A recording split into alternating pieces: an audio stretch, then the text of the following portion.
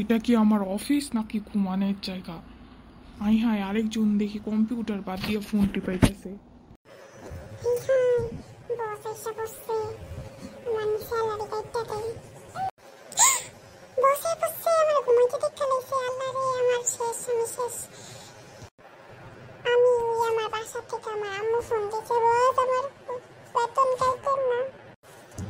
আমি 5 দিন ধরে ঘুমাই না, এই কারণে কাজ করতেছিলাম প্রজেক্টের উপরে, কানে ঘুমায় পড়ছে।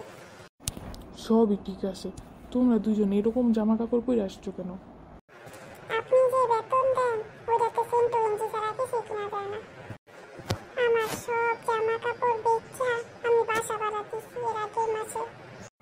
আমি যে বেতন দিচ্ছি আগের মাসে, ওই বেতন কি করছো?